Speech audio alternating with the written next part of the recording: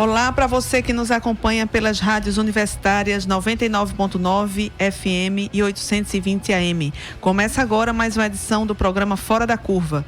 Eu sou Paula Reis, jornalista e professora do Departamento de Comunicação Social da UFPE.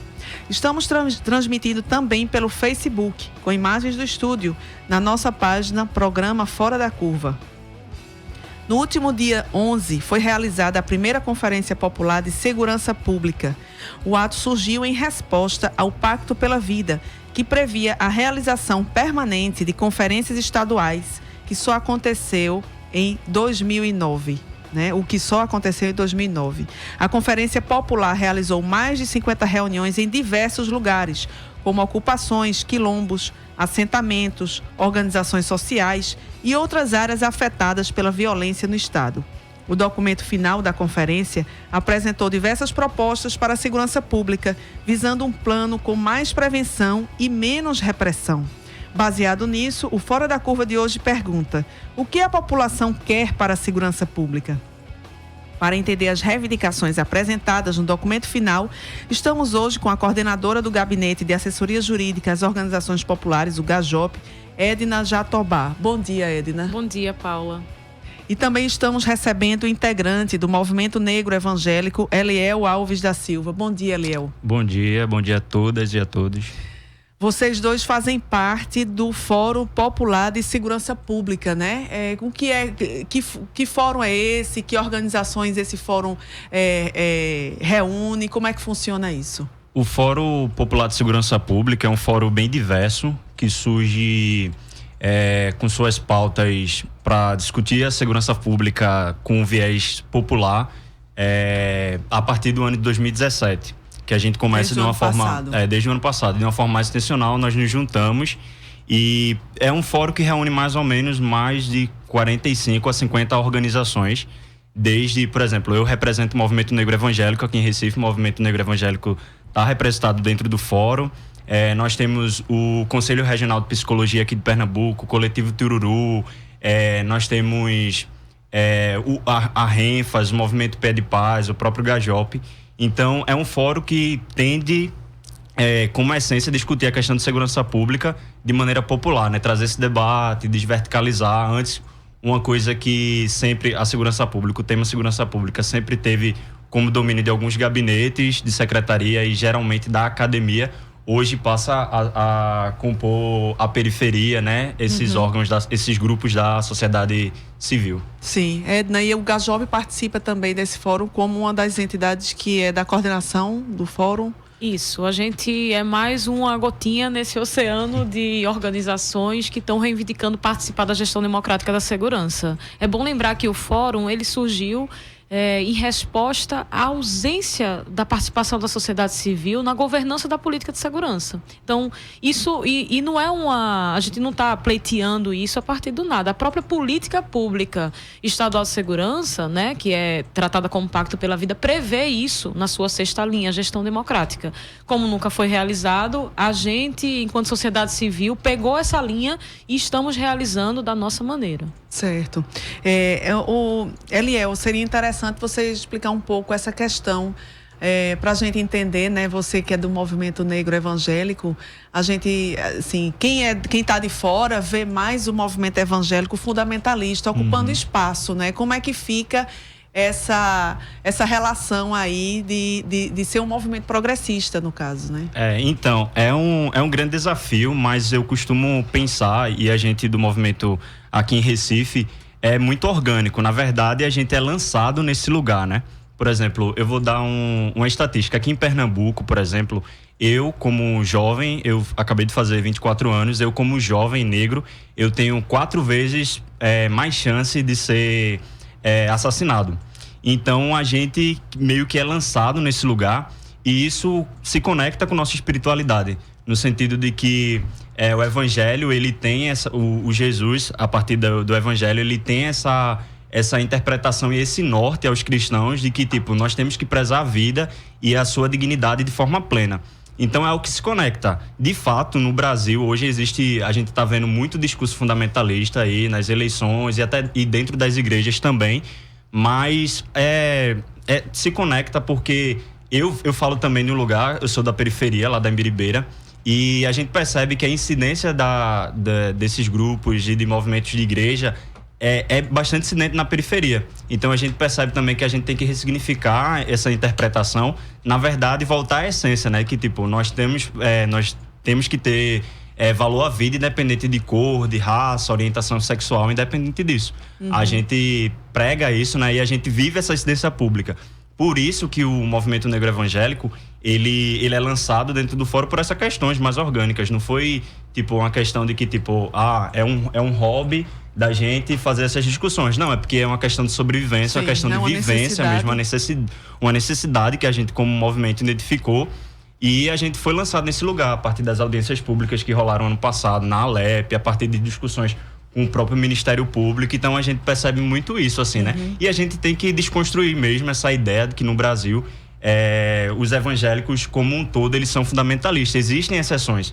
E aqui em Pernambuco nós temos vários. Nós temos o Movimento Pé de Paz, que é um movimento que reúne pastores de igrejas evangélicas que estão inseridas na periferia e fora dela também, para discutir, fazer essa denúncia e fazer esse enfrentamento com o poder público, né?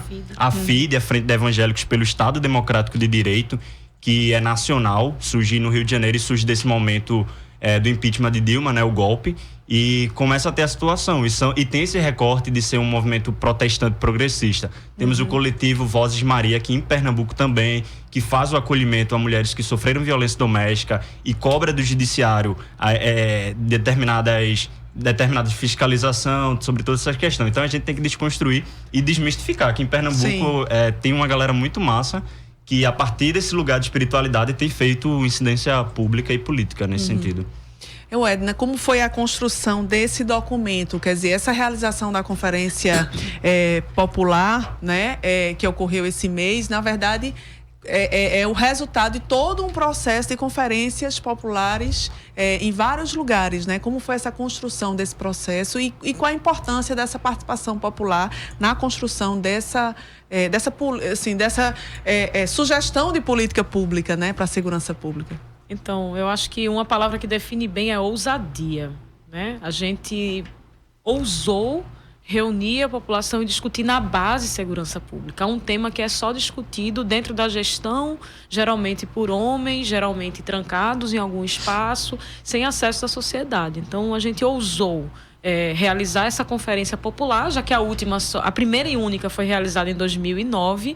E quando a gente pensou, dentro do fórum, realizar essa conferência, a gente fez uma conta de padaria sobre quantas conferências a gente teria fôlego para organizar. E eu lembro que a gente foi contabilizando, pensando, e aí a gente chegou a 17 pré-conferências e a gente já estava achando, nossa, se a gente conseguir fazer 17 conferências prévias, vai ser muito bom, a gente vai ter uma capilaridade maior. Só que o resultado disso foram mais de 50 conferências, a gente perde 55. Foi do ano passado para cá? Não, foram em 2 meses. Foi no mês de junho e no mês de julho. Né? A gente lançou a ideia, dialogou com os coletivos e as pessoas se sentiram implicadas no tema e realizaram conferências nos mais diversos espaços. Chegou um momento que a gente perdeu o controle. Isso. E teve uma quarta-feira que a gente... Vamos dividir aqui quem vai acompanhar qual conferência prévia. E tinham 7 numa mesma noite de quarta para acontecer. Para ver a necessidade da população discutir esse tema, né? E a gente realizou conferência dentro de casa das pessoas, né? Com senhoras idosas que queriam discutir esse tema. A gente realizou dentro de terreiros de Umbanda, a gente realizou dentro de igreja, a gente realizou dentro de associação de moradores, realizou conferência prévia no meio da praça, sabe? Em quilombos, no interior. Então, das mais diversas maneiras, refletindo uma pluralidade que eu ouso dizer que não foi alcançada em outros espaços ou em outras propostas como essa. Né? E a gente também teve muita dificuldade para acontecer, porque, veja, é uma organização toda chamada pela sociedade civil, sem recurso, com vontade, colocando a mão na massa. Né? Então, que bom que a população abraçou essa ideia. Foram mais de 2.000 pessoas envolvidas nas conferências prévias, nessas 50 e poucas conferências que aconteceram, e de lá saiu um leque de propostas muito amplo mostrando que a própria população pensa a segurança pública de forma transversal. Que a própria população não pensa a segurança pública como o gestor pensa, que é só uma questão de polícia, de repressão. Né? As comunidades que discutiram sempre fizeram menção ao fortalecimento de espaços de lazer, ao fortalecimento do direito à moradia, né? Ao fortalecimento da cobertura educacional, a prevenção primária, secundária, terciária, o acolhimento dos egressos do sistema prisional, do sistema socioeducativo, em atividades que reforcem sua autoestima, visem a sua reinserção social. Então, foi um processo muito rico. Muito rico, né? Como é que vocês veem essa resistência do governo de fazer esse debate sobre a segurança pública com a população? Uma coisa que eu percebi nas pré-conferências foi a necessidade dessas pessoas estarem falando disso, né? Do lugar de que, por exemplo, porque o que nos aparenta e o que nos faz que a gente fique reflexivo em relação a isso é que, por exemplo, não é um lugar para se fomentar propostas. Tipo, esses lugares, o Quilombo, Ilha de Mercedes, Entrepulso, esses lugares não são vistos pelo poder público e pela gestão como um lugar que fosse necessário para dar como se não tivesse legitimidade para falar sobre segurança pública. E a gente vê o contrário, porque os maiores índices de violências e abusos ocorrem justamente nesses lugares de periferia. Então, acho que isso explica também um pouco disso, que a gente começou a ir marcando as pré-conferências e os movimentos, assim, a gente vai marcar nesse determinado dia, a ponto que a gente marcou, não, a gente só vai fazer as pré-conferências até determinadas datas para ficar um tempo para a própria conferência. E foram surgindo mais pré-conferências, em datas que a gente não tinha estabelecido, porque eu acho que a comunidade ela começa a perceber, de fato, sentir de que é um lugar, não, eu tenho que falar sobre isso, eu tenho que expor sobre isso, sabe? Sim. E isso explica também um pouco da sua pergunta, Paulo, em relação a o governo não ser aberto, sabe? Desde o ano passado, o Fórum Popular, ele quis criar esse diálogo, a gente teve nas audiências públicas, a gente conversou com alguns secretários, mas não houve esse diálogo. Então, por isso que dá essa ideia, assim, a Conferência Popular vem nesse sentido também. Nós temos que ter essa abertura, né? Já que o governo, o Estado, ele não quis ter essa conversa com quem de fato necessita, então a gente vai fazer essa conversa, vai apresentar e não só, participar, mas ser protagonista principal nesse processo. Sim. Considerando que a gente fez um esforço tremendo para dialogar com o governo, né? A gente, nas audiências públicas que foram canceladas, por exemplo, a gente tentou colocar um único representante na mesa para que aquela audiência pública não fosse resultado apenas da visão do governo sobre a segurança pública, mas refletisse também o que a sociedade civil pensa. E nos foi negado. Teve outra audiência pública que a gente também forçou a participação e aí deu um tempo de mais de 2 horas para a exposição de um secretário e a sociedade civil não foi privilegiada para falar. Quando foi isso, Edna? Foi no ano passado, foi em junho do ano passado. Maio ou junho do ano passado. Então a gente sempre tentou esse diálogo e nunca conseguiu, sem conseguir. Agora, o diagnóstico que vocês fizeram, né? Quais são os maiores problemas da segurança pública? Vocês que situação, né? Como vocês avaliam a situação atual? Olha, não foi um diagnóstico que a gente fez, foi um diagnóstico que a gente sistematizou. Porque quem fez o diagnóstico mesmo foram essas mais de 2.000 pessoas que estiveram envolvidas. Então, foi muito recorrente, embora a gente focasse muito nas propostas, claro que a gente tinha que fazer uma conversa, né, para que o conjunto, a conjuntura da segurança ou da insegurança aparecesse. Mas ficou muito recorrente a necessidade, por exemplo, do estabelecimento de uma outra relação com a polícia.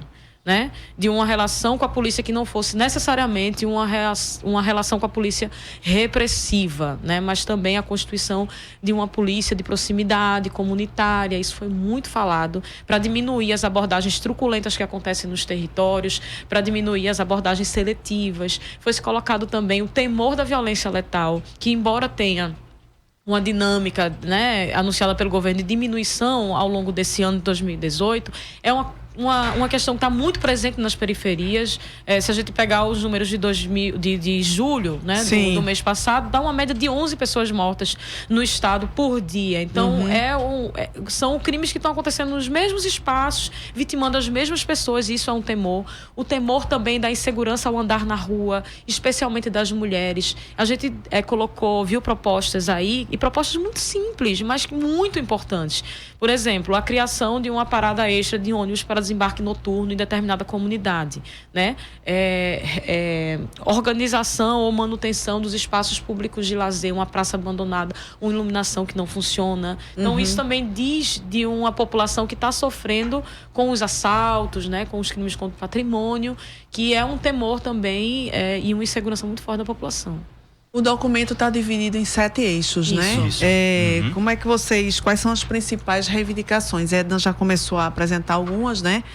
Como é que vocês organizaram esse documento nesses eixos e as principais reivindicações? Então, logo de início, havíamos pensado em 6 eixos a priori, que foi gestão democrática e transparência de dados, condições de trabalho dos profissionais de segurança pública, o eixo de prevenção social, encarceramento em massa, gênero, raça, classe e segurança pública, política de drogas, e nós havíamos só pensado nesses 6 eixos. E isso foi muito massa porque mostrou a construção coletiva que foi feita dentro do Fórum Popular de Segurança Pública. Em uma dessas das nossas mobilizações de conversa, o Fórum SUAP, ele que é um fórum que é organizado lá no município de Pojuca, ali também perto do Cabo, eles deram a proposta do violência no contexto de grandes empreendimentos. Então foi um eixo novo que a gente trouxe para o debate. E cada um desses eixos... No caso, é uma realidade bem dali, com a instalação do Porto de Suárez. Exatamente, aumenta os números de violência contra a mulher, de violência letal. E foi basicamente isso, contemplou as especificidades também de cada município, né? Como como as pré-conferências foram organizadas desde região metropolitana do Recife, a interior, a Sertão e Agreste de Pernambuco. Então, foi algo que contemplou também em suas propostas suas especificidades também. Sim. E uma das propostas defendidas na Conferência Popular de Segurança Pública é o fim da política de gratificação aos policiais por apreensão de drogas. Por que essa forma de gratificar os policiais pode atuar contra as classes menos favorecidas? Porque aí você está incentivando uma política repressora.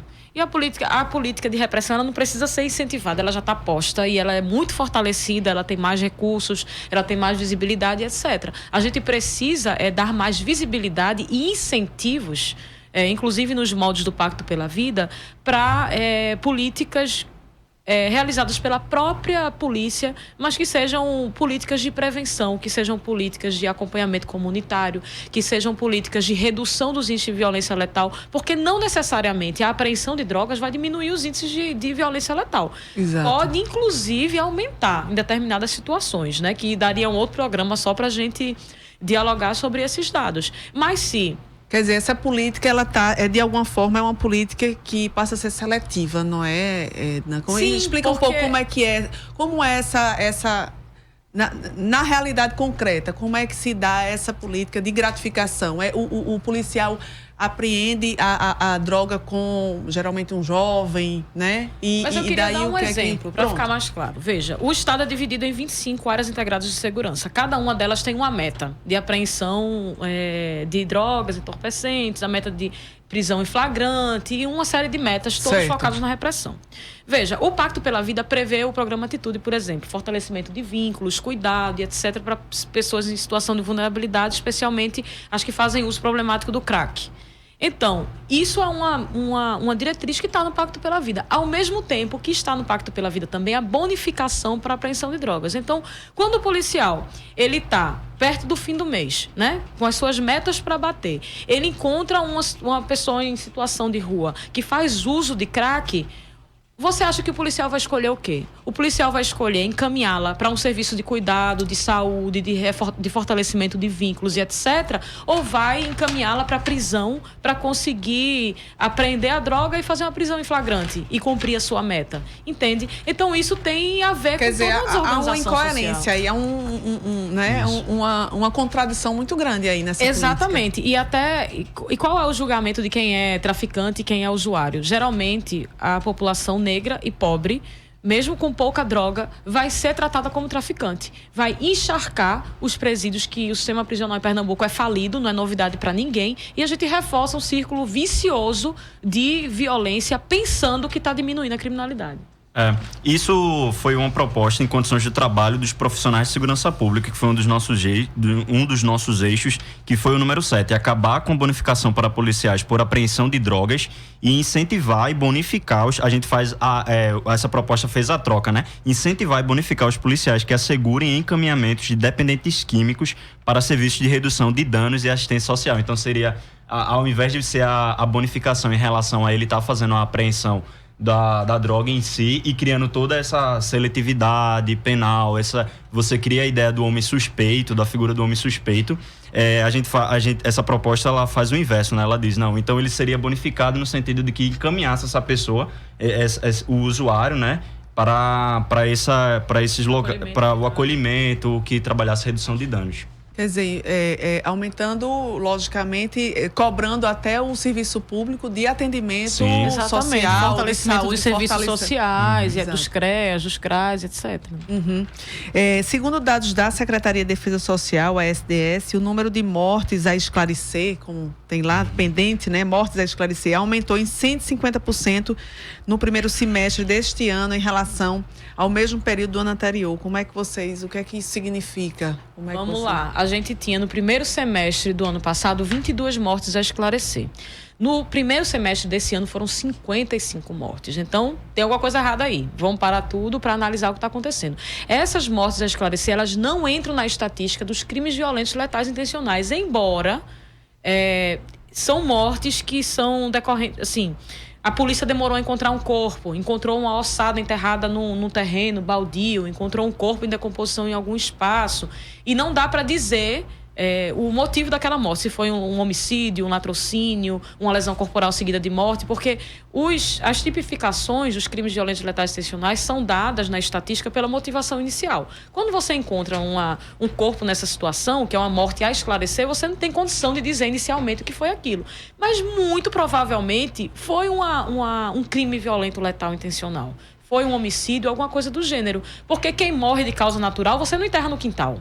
Né? A pessoa morreu de catapora, tuberculose, sei lá, morreu, vou enterrar, vou deixar aí o corpo em decomposição. Não, então, geralmente são mortes que estão ligadas a um contexto de violência. E é um número que não pode ser ignorado.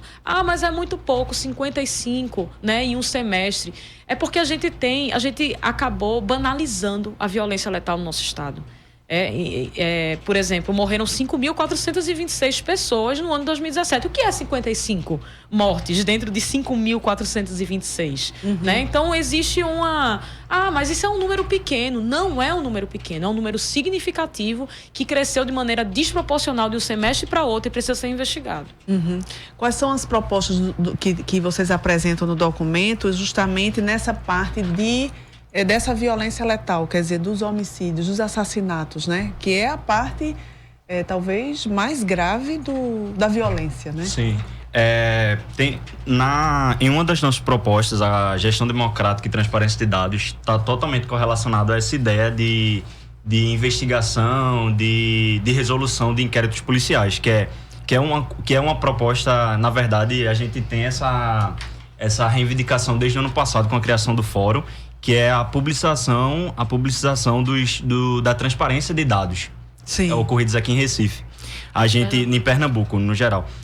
Publicizar esses dados de violências em estatísticas que permitam aferir diariamente os homicídios ocorridos, porque aí a gente vai conseguir fazer as conexões, vai conseguir fazer a distribuição de dados, estatísticas, e levantar, identificar as questões, inclusive para construir políticas públicas, isso, né?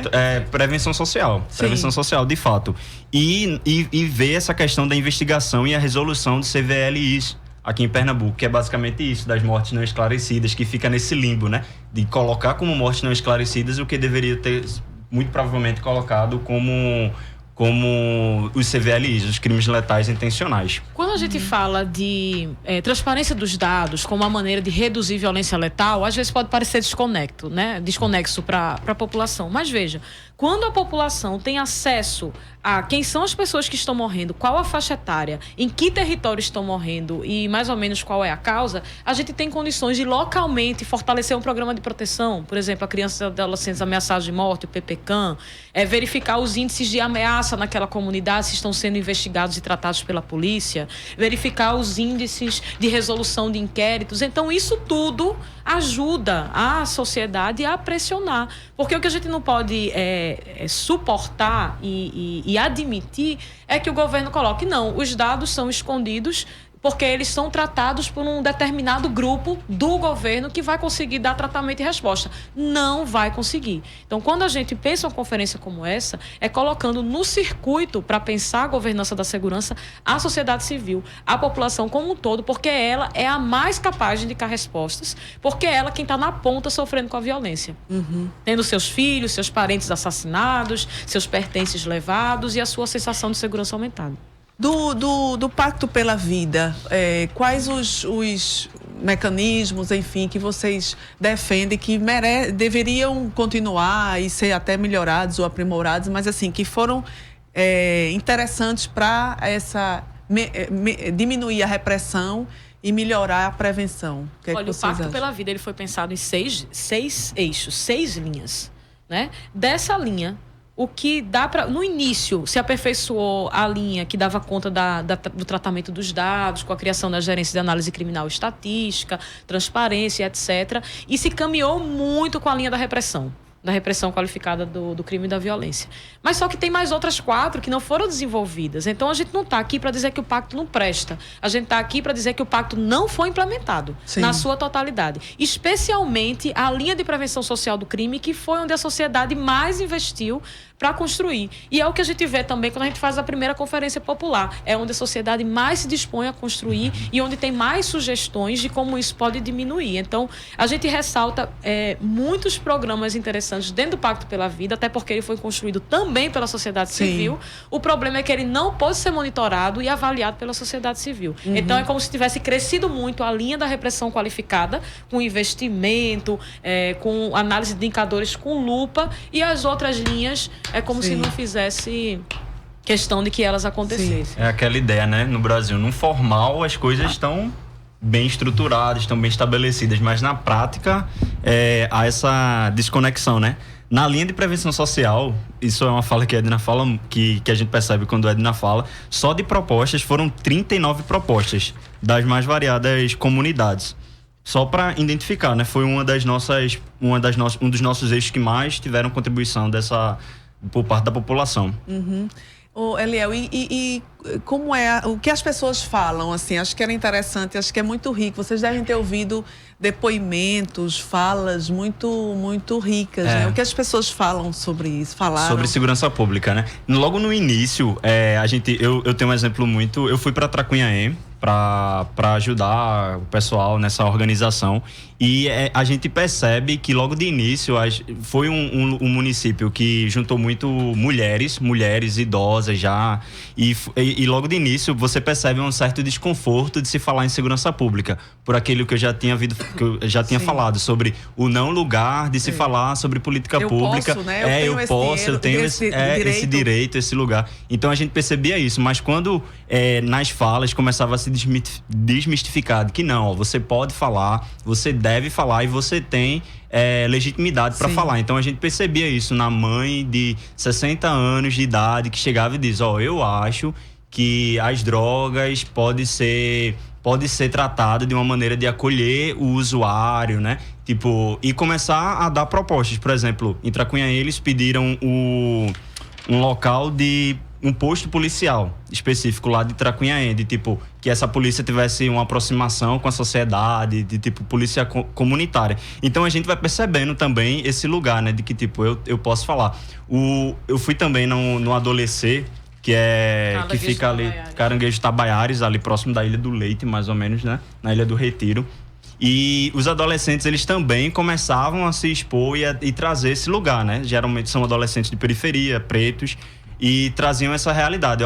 Acho que a abordagem policial aqui é diferente. Eles traziam isso, e não era teorizado, era na prática mesmo. Eles chegavam dizendo, eu acho, quando eu tô na comunidade e quando eu tô fora também, a cor da minha pele traz essa abordagem policial diferenciada. Então, eles sabem, eles percebem, sabe? De que, por exemplo, a abordagem em Casa Forte, Boa Viagem, é uma determinada abordagem. Então, eles vão trazendo isso nas suas falas pela experiência mesmo.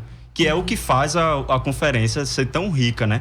Tipo, as pessoas sentem na pele, as pessoas sabem o que de fato é segurança pública, por mais que não consigam denominar, né? Sim. Esses eixos. Esta análise crítica você ouve aqui na Rádio Universitária, a nossa rádio pública. Vamos fazer um breve intervalo e voltamos já. Programa Fora da Curva. Análise crítica de assuntos do interesse público.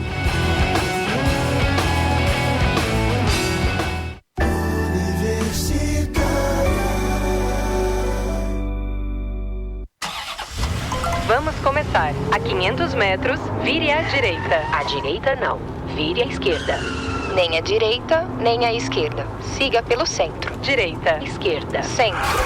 A vida é feita de caminhos e escolhas. E as eleições também. Eleitores que se informam sobre os seus candidatos sabem onde querem chegar. Faça do seu voto consciente o caminho para um Brasil melhor. Eleições 2018. Vem pra urna. Justiça Eleitoral. A justiça da democracia. Coquetel Molotov, seu programa de lançamentos, entrevistas e novidades da cena independente. De segunda a quinta, das 3 às 4 da tarde. E aos sábados, nossos melhores momentos da semana, no mesmo horário, das 2 horas às 4 horas. Aqui mesmo, na Rádio Universitária FM 99,9.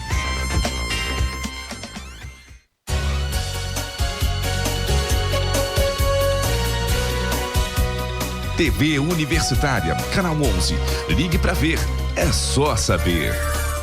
Acesse todo o conteúdo em vídeo da nossa rádio pública a hora que quiser, direto no YouTube. Se inscreva no nosso canal, youtube.com/99 Universitária. Programas especiais, entrevistas e apresentações musicais exclusivas. O rádio como você nunca viu. youtube.com/99 Universitária. 99,9 MHz.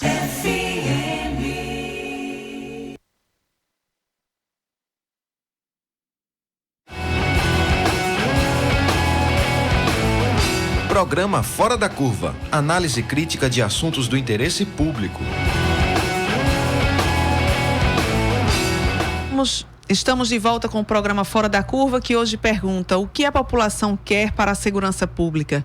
Estamos com a coordenadora do Gabinete de Assessoria Jurídica às Organizações Populares, o GAJOP, Edna Jatobá, e com o integrante do Movimento Negro Evangélico, Eliel Alves da Silva. Antes de voltarmos ao debate, Larissa Evelyn vai ler as perguntas e comentários dos nossos ouvintes. Bom dia, Larissa. Adriano Bezerra fala: bandido tem que ser na força bruta, ele não quer saber de educação, tá cheio de programas sociais aí e eles não querem nem saber. Pior é alguns políticos defendendo o bandido, dizendo que é vítima da sociedade e do capitalismo.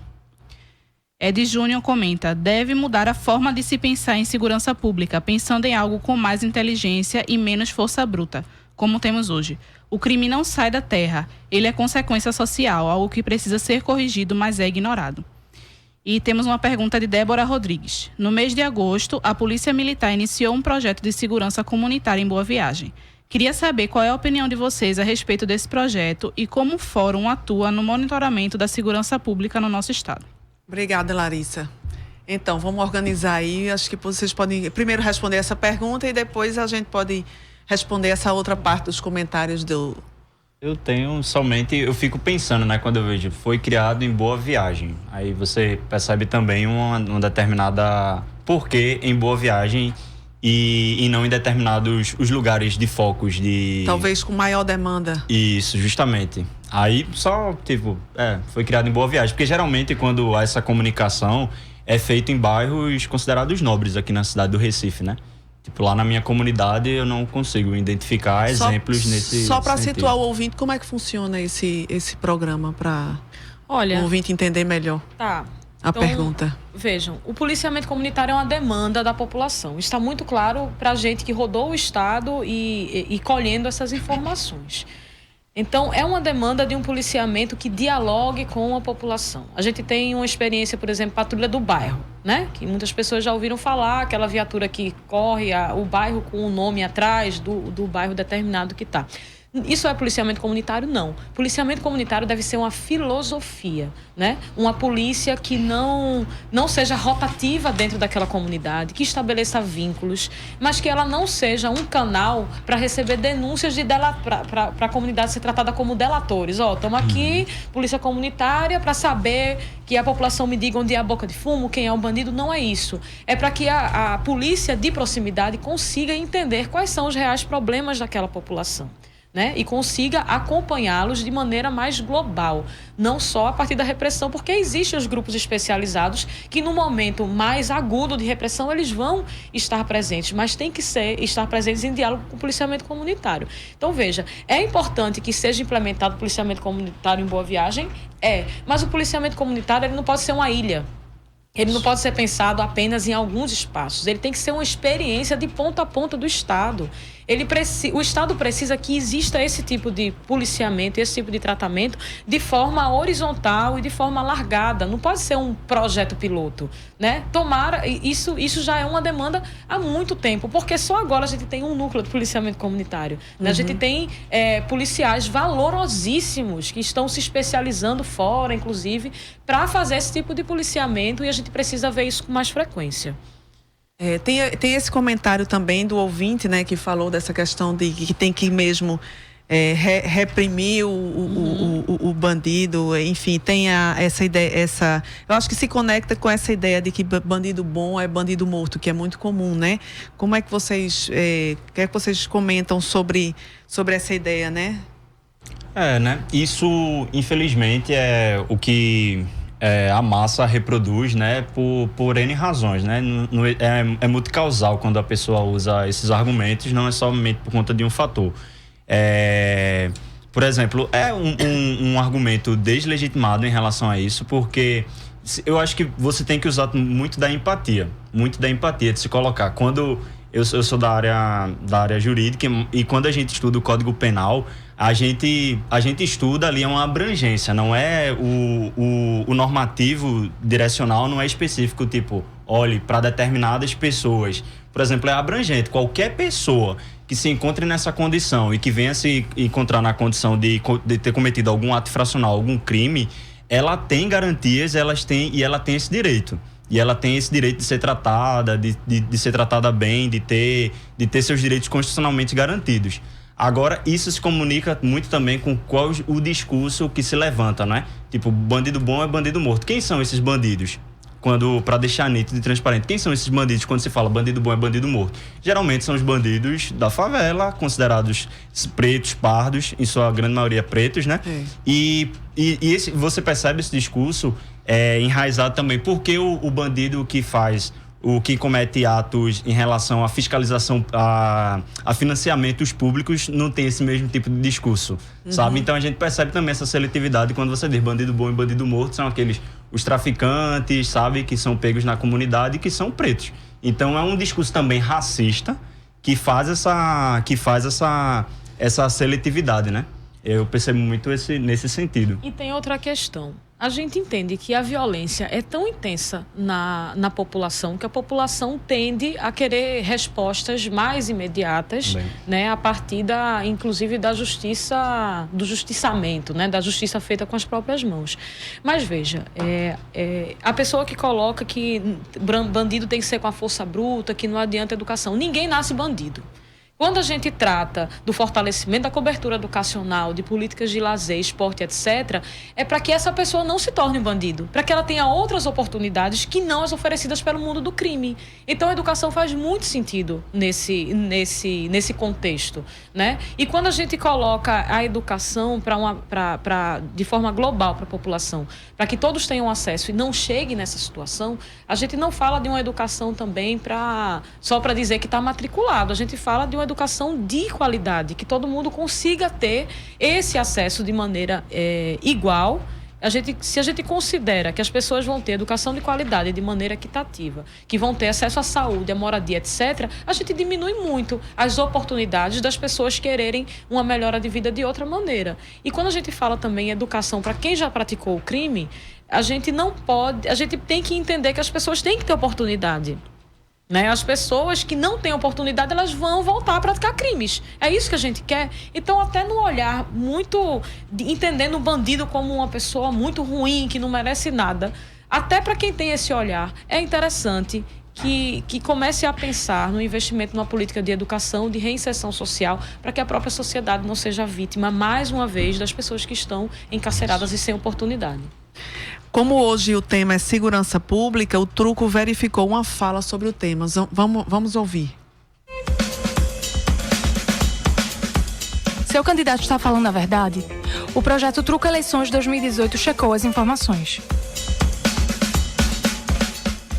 Olá, sou Helena Dias da Marco Zero Conteúdo e tenho uma checagem de dados bem interessante para contar para vocês. O candidato ao governo de Pernambuco pelo PSOL, Daniele Portela, publicou um vídeo na sua página oficial do Facebook chamando atenção para números de vítimas de estupro no estado. Ela disse assim: 6 mulheres por dia são estupradas no nosso estado, totalizando quase 1.000 casos de estupro de janeiro a maio de 2018. O Truco foi checar a informação da candidata e atribuiu o selo sem contexto. Em busca da fonte dos números apontados por Daniele, nós entramos em contato com a sua assessoria de imprensa e descobrimos que os dados foram extraídos dos indicadores mensais da SDS, mas passaram por um cálculo para chegar a uma média de 6 estupros por dia. A candidata do PSOL somou as ocorrências de janeiro a maio de 2018, que totalizavam 1.027 casos de estupro, e dividiu pelo total de 151 dias dos meses analisados. Daí, a média de 6,8, que foi arredondada para 6. Achamos os números no site da SDS, fizemos a conta e, de fato, a média estava correta. Mas, quando levamos em conta a série histórica de ocorrências e os dados nacionais, a declaração traz apenas uma visão parcial. Por isso, atribuímos o selo sem contexto. Se a candidata evidenciasse 3 pontos importantes em sua declaração, as informações estariam contextualizadas. O primeiro seria mostrar a evolução do número de casos de estupro no estado, dentro de uma série histórica mais ampla. Disponíveis no site da SDS, os números apontam uma tendência sutil de redução a partir de 2013. Em 2011 foram 2.397 estupros. Já em 2017 foram 2.178 ocorrências. O segundo ponto seria incluir o mês de junho, dado que não entrou na média da candidata do PSOL, mesmo estando disponível no site da SDS. No período calculado por Daniele, as médias oscilaram entre 6 e 7 estupros por dia em Pernambuco. Em junho, a média cai cerca de 1 ponto percentual, passando para 5,8 vítimas de estupros ao dia. Uma variação pequena que não representa tendência, mas vale ser ressaltada. O terceiro ponto coloca os números em um panorama nacional. De acordo com o Anuário Brasileiro de Segurança Pública 2018, o Estado teve queda na taxa de estupros de 2016 para 2017, por 100 mil habitantes. No Brasil, entre 2016 e 2017, houve um crescimento de 8,4 nos casos de estupro, de 26,7 para 28,9 por 100 mil habitantes. Procurada para comentar a escolha do selo sem contexto, a assessoria da candidata do PSOL respondeu o seguinte: a questão da contextualização foi uma opção de construção textual, já que focamos exclusivamente nos números do Estado por entendermos ser essa a mensagem mais forte a ser transmitida dentro de 1 minuto. Para saber mais, acesse marcozero.org/truco 2018. Lá você confere todas as checagens feitas em Pernambuco até agora. Truco Eleições 2018. Projeto de checagem da Agência Pública e da Marco Zero Conteúdo em parceria com o programa Fora da Curva. Então, diariamente a gente tem a participação do projeto Truco, né, Eleições 2018, que checa as declarações dos candidatos, né? Nesse caso de hoje foi sobre estupro, né? Como é que vocês trabalharam no documento essa parte, esse tema do estupro, essa reivindicação? Na sistematização que a gente fez, esse tema ele está permeado dentro do eixo gênero, raça e classe. Ele permeia esse eixo, né? Então, propostas, por exemplo, que surgiram nas comunidades sobre exigir das autoridades uma cidade decente, com iluminação pública de qualidade, acessibilidade e segurança para as mulheres. Promover qualificações constantes para a equipe que trabalha na delegacia da mulher atendendo vítimas de violência, o estupro, por exemplo. Ampliar para todo o estado de Pernambuco as delegacias de mulheres com atendimento 24 horas e equipe qualificada e capacitada em conteúdos relativos a gênero, raça e classe. Garantir os formulários de notificação, né, nos hospitais, das prisionais, delegacias, IML, etc. A inclusão e o preenchimento dos quesitos de cor, raça, identidade de gênero, orientação sexual, além de faixa etária, para a melhoria do atendimento à sua população, etc. São propostas que focam, né, no fortalecimento das políticas para mulheres. E com relação ao que a gente viu no truco, eu sinceramente acho que está contextualizado, porque a gente precisa saber, né, dos números nacionais, mas a gente está muito focado no nosso estado, né? É uma eleição que está pensando o contexto de Pernambuco, e mesmo que exista uma pequena redução no número de estupros, a gente tem duas questões para serem ressaltadas. Uma, o número pode ainda estar subnotificado. A gente tem muita dificuldade de que as mulheres acessem o serviço, digam que foram estupradas, muito por vergonha, por medo de como vão ser tratadas nos equipamentos de segurança, né, nos equipamentos de saúde e etc. Pela exposição. Então, a gente tem que levar em consideração isso. E uma outra coisa que a gente precisa levar em consideração é que estupro é um crime inaceitável. Todos os crimes violentos, letais, intencionais, os mais agudos, são crimes inaceitáveis. Então, não existe uma redução, as pessoas não se sentem seguras com a redução tão pequena do número de estupros. A gente está falando de uma média de 6, quando a média de violência letal é de 11 por dia, que é bastante alta. Então, qualquer número de estupro que mostre a magnitude desse fenômeno em Pernambuco é um número que causa repugnância na população, é um número que causa muito medo e insegurança para as mulheres. Vocês acham que esse tema da segurança pública é um dos principais assuntos da campanha eleitoral deste ano, especialmente em Pernambuco, no cenário eleitoral daqui do estado? Sim, total. Porque é um tema que, de certa forma, desestrutura, né, muitos argumentos. A gente vê na campanha eleitoral que eu até vi um comentário nesse sentido. Por exemplo, se o governo do estado ele investisse em segurança pública tanto quanto investe na propaganda eleitoral, a gente estaria vivendo uma outra realidade em relação a isso que está sendo apresentado aqui, né?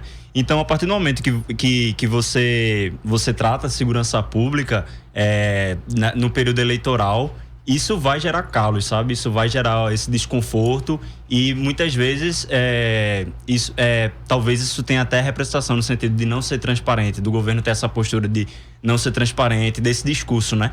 Que é um discurso imaturo mesmo, infantil de dizer. Porque eu acredito assim, que se você realmente pensasse nas vidas, porque ano passado foram 5.426. 5.426. Assim, não são números, são vidas. São vidas. Então, se você pensasse assim, tivesse esse cuidado humanístico de tratar isso da forma que ela deveria ser tratada, você teria esse discurso. A gente diminuiu pouco, mas a gente vai fazer a melhora, a gente vai ter o diálogo com vocês que estão discutindo segurança pública na maneira como sabem da sociedade civil e tal. E a gente não vê isso.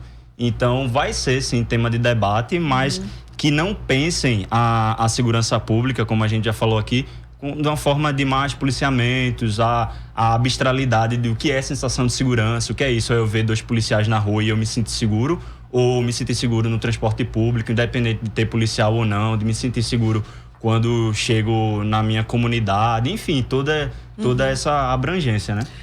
E essa questão dos números é importante, como você salientou aí, mais de 5.000 assassinatos no ano passado. E se tivermos uma pesquisa por classe, gênero e geração, a gente vai ver onde é que estão essas pessoas, quem foram essas pessoas assassinadas. Sim. Né? A gente fez um ensaio, né? Pensando nisso, quando os dados eram abertos, a gente pegou os dados de homicídio de 2007 até 2017, de crimes violentos, letais e intencionais como um todo. Acima de 94% são pessoas pretas e pardas, ou seja, é a população negra que está morrendo. Isso é muito claro. Sobre estar na agenda, é inegável, né? A gente passou por um ano de barbárie. Nunca Pernambuco registrou um número tão alto de crimes violentos, letais e intencionais como no ano de 2017.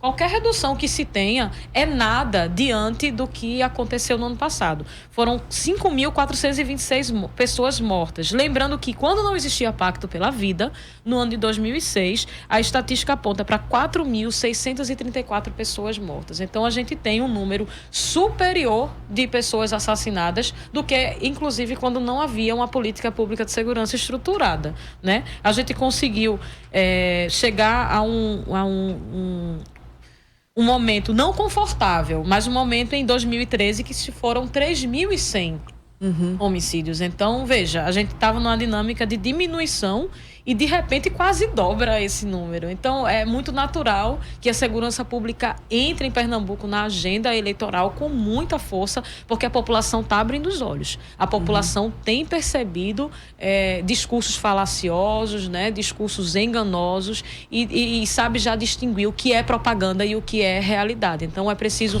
muito mais esforço para ludibriar a população nesse tema. E há pouco mais de um mês, o Simpol, né, o Sindicato de Policiais Civis de Pernambuco, divulgou nota afirmando que a polícia não tem condições de trabalho básicas, né? Não tem coletes suficientes, o armamento está sucateado, as delegacias, entre aspas, como se usou na nota, caindo aos pedaços, com cerca de 85% das unidades no estado fechando às 6 da noite por falta de efetivo e material de trabalho. Até que ponto a precarização do trabalho do policial também interfere na falta de eficácia da segurança pública? Isso é uma excelente pergunta, até porque cai por terra a ideia, né, de que tipo todo esse trabalho que a gente tem quando se fala de segurança pública não é apontar erros apenas, né? É tipo, a polícia, ela faz parte da sociedade civil, então desmente essa ideia de que existe uma guerra. Não, a gente quer trabalhar em conjunto e a gente quer estar junto. Só um comentário nesse sentido, assim, né? Sim. Que, por exemplo, quando a gente pensa na segurança pública e na sociedade, a gente pensa também de como é que essa polícia ela vai estar instrumentalizada e como vai ser a formação dessa polícia, né? A vida do policial é importante, tanto quanto a vida da pessoa que é presa por determinado crime. E uma coisa interessante, quando a gente traz todas essas propostas de prevenção, que diz que é necessário reforçar as políticas de prevenção, que as políticas de repressão já estão muito reforçadas, a gente não está negando as políticas de repressão. A gente sabe que elas têm que existir. Elas têm que existir acompanhada de uma outra série de políticas que dê cobertura e lastro para a diminuição do número de homicídios. Agora, é impossível pensar em diminuição de homicídios se a gente tem uma polícia civil que não consegue, por exemplo, funcionar depois das 18 horas. Né? Quando você observa o contexto de crimes violentos, letais e intencionais que acontecem muito à noite, à madrugada e etc., aí você tem um enfraquecimento da investigação, né? Você não tem uma polícia motivada e uma polícia preparada para estar nas ruas com força total, no sentido de conseguir investigar, no sentido de conseguir remeter mais inquéritos de qualidade para as outras esferas do sistema de justiça, e aí combater a violência letal com a polícia nessas condições, que não tem condições, inclusive, de funcionar como deveria funcionar normalmente, é uma situação realmente muito difícil. Só um comentário. A proposta de número 10 de condição de trabalho dos profissionais de segurança pública ressalta justamente isso: investir nas condições de trabalho e infraestrutura, repensar e efetivar o plano de cargos e carreiras. Aí dá um exemplo: coletes, armamentos, EPIs, reajuste salarial e o próprio acompanhamento psicossocial desse ator, né, desse trabalhador. Tem uma pergunta aqui de um ouvinte, Ezequiel Amós, pergunta: há dados classificando os homicídios por raça? Sim. Todos os dados que a gente teve desde 2007 até início de 2017, tinha uma coluna que tratava da raça, né? A partir dos critérios do IBGE.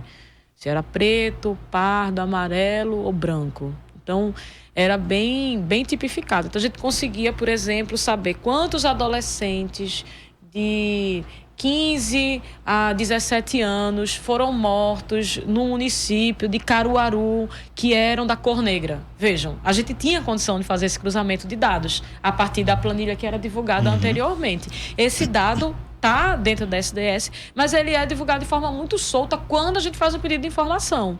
Então, a gente precisa desses dados completos para poder fazer essa caracterização. Sim. E a gente fazer esse controle externo maior e pensar em soluções com mais efetividade. Agora, pensando na mídia, né? Como é que vocês avaliam a cobertura da mídia corporativa do Estado de Pernambuco sobre segurança pública ou da mídia de um modo geral? Como é que vocês veem as notícias sobre segurança pública no Brasil? Eu penso que quando a gente fala das violências, o que ganha a agenda nacional da mídia seriam as mais que causam comoção nesse sentido, que seriam as relacionadas ao crimes de patrimônio, assalto, roubo e essas que encerram a vida, né? Os crimes letais intencionais. Eu acredito que a gente deva partir de uma perspectiva de todas as violências em si, né?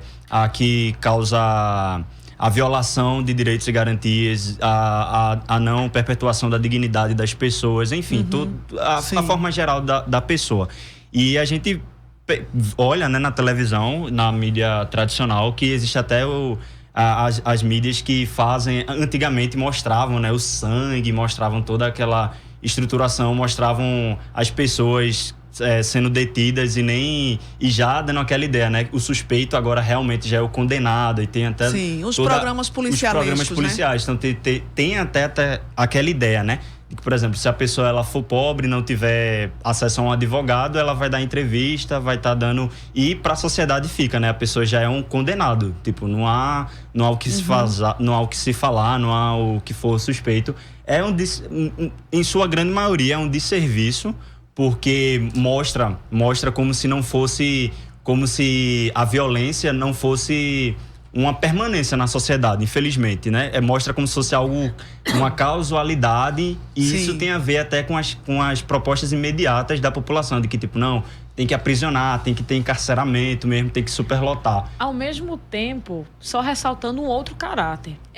Os programas policialescos e esses programas mais populares que retratam a violência nua e crua é também um jeito da comunidade se reconhecer e se ver na televisão. Também. Poucas são as pautas positivas que se apresentam nesses territórios. Então, existe uma necessidade da população ver o que está acontecendo na sua comunidade, etc. E esses programas, eles são muito acessados. E é um jeito também, por exemplo, nos programas, né, das grandes mídias, que eu não vou dizer o nome, etc., que tem talvez tenha uma audiência, assim, e tal, a violência, ela não está na pauta todos os dias. Ao contrário, e está na pauta da população, está acontecendo todos os dias. E esses programas policiais, eles também trazem esse lado. Olha o que está acontecendo aqui todos os dias, né? Eles reforçam a dinâmica de insegurança, mas eles também fazem aparecer essa dinâmica de insegurança, que se não for dessa maneira, as outras pessoas dos outros territórios também não conseguem ter ideia do que está acontecendo. Sim, mas também naturalizam, Sim, vocês acham que naturalizam esse segmento social que é negro, pobre, de periferia, é sempre o segmento social perigoso, sim, né, sim, criminoso, sim. etc. Sim. Né? A gente está terminando o programa, então rapidamente eu quero que vocês digam como é que vai ser agora a apresentação desse documento daqui para frente, à população, à sociedade, ao poder público. Vai ter algum site que a população poderá acessar esse documento? Como é que vai funcionar? Então, tudo a gente está resolvendo essa semana. A gente está terminando de sistematizar, foi um trabalho enorme, né? Sistematizar os olhares de mais de 2.000 pessoas. Então, a gente está organizando uma agenda para apresentar primeiramente ao poder público, né? Mostrar a ele as propostas que a população construiu, e a gente também quer montar uma agenda para apresentação para os candidatos ao Poder Executivo, conhecer as propostas que foram tiradas na primeira Conferência Popular de Segurança Pública. Outra coisa bastante interessante que está acontecendo é a ampliação dessa experiência para outros estados do Nordeste. A gente já tem o Fórum Popular de Segurança Pública do Ceará, que está querendo começar a sua Conferência Popular de Segurança Pública, o pessoal da Bahia também está se organizando. Então, é para mostrar que a população tem competência e tem boas propostas e quer participar da governança da política de segurança. A população é quem conhece o assunto de fato, Exatamente. né? Isso. E a gente vai continuar. E a gente vai continuar fazendo essa ampliação e quem sabe aí, né, uma conferência do Fórum Popular Nordestina, né? Para discutir, já que... Quem sabe a nacional. Isso. Já que a gente tem tanta... articulação e igualdade nessas pautas, né? O Nordeste, Sim. o contexto nordestino é um dos mais violentos. A demanda é Isso. comum, né? Isso. Bom, o programa então a gente fica aguardando notícias para divulgar aí onde é que a população depois pode acessar o documento e ler com mais profundidade aí, entender. Enviaremos em primeira mão. Obrigada. O programa Fora da Curva, então, agradece a presença de Edna Jatobá, do Gajop.